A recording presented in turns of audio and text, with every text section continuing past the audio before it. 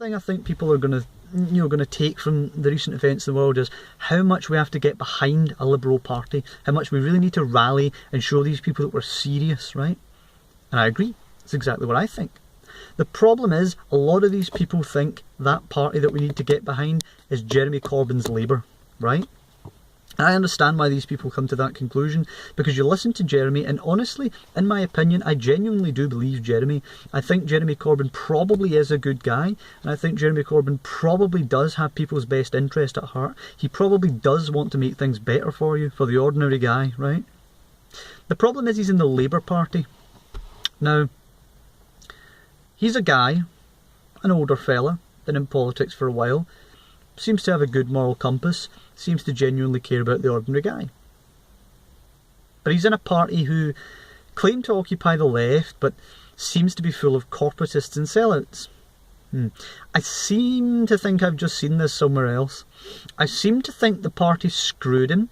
I seem to think they ended up picking a corporatist, and I seem to think they ended up fucking losing. Let's think. It was Bernie Sanders, wasn't it? Jeremy Corbyn is Bernie Sanders. He's a good guy, he's got good opinions, he's got good ideas. Unfortunately, the party behind him is not behind him. The Labour Party, okay, Jeremy Corbyn might be the leader of the Labour Party, but the fact of the matter is, they are not behind him. They do not like him. I honestly give props to the people who joined the Labour Party to try and boost Jeremy Corbyn. You know, when he was first running, they joined the Labour Party and they voted for Jeremy, and they said, you know what? We want Jeremy Corbyn, we like these policies, we want these policies, and hell, we demand these policies. And he won in a landslide, crushed the corporatists in the Labour Party. And the Labour Party turned around and went, nah, I don't think so. Right away, as soon as he won, you had people refusing to serve in his shadow cabinet. Eventually he forms a shadow cabinet of people who are willing to serve in it, or so you think. Then they all quit.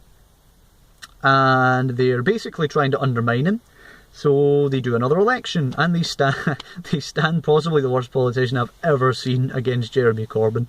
And again, people say, no, we told you before, we want Jeremy fucking Corbyn. And he wins in even more of a crushing landslide than last time.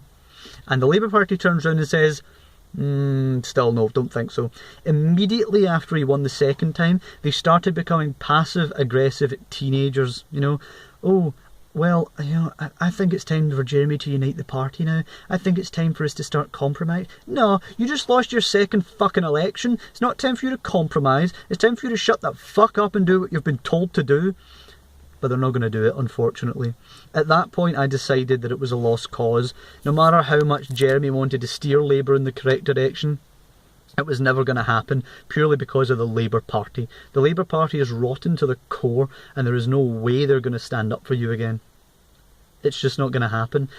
And I would predict, if people try and back Jeremy Corbyn, and they really want to stay the course, it's going to end up like America. You're going to lose, and you're going to lose to some crazy person. You're not going to lose to somebody who's, okay, a bit to the right. You're going to lose to some nutter. So I would say we need something new. I would say we can't have the Labour Party. It's not going to work. They're too far gone. They're just too far gone, unfortunately. And it genuinely does pain me to say that. But I'd like to reach out to people in Scotland as well, particularly who like Jeremy Corbyn and think, you know, okay, nah, I like Jeremy Corbyn. I'm going to give Jeremy Corbyn a chance. What I would urge is that you recognise the difference between Labour and Scottish Labour. So Jeremy Corbyn is leader of the Labour Party. Scottish Labour is led by Kezia Dugdale.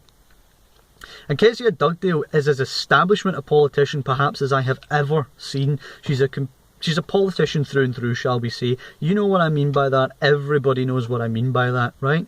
So, particularly with a focus on the Glasgow City Council elections coming up next year, if you like Jeremy Corbyn, do not use that as a reason to vote for Labour for the Glasgow City Council, because they're led by Kezia Dugdale. It will not be an endorsement of Jeremy Corbyn to elect Labour to Glasgow City Council. It will be an endorsement of Kezia Dugdale, who is on the opposite wing from Jeremy Corbyn. So it will actually weaken Corbyn if you vote for them for the City Council.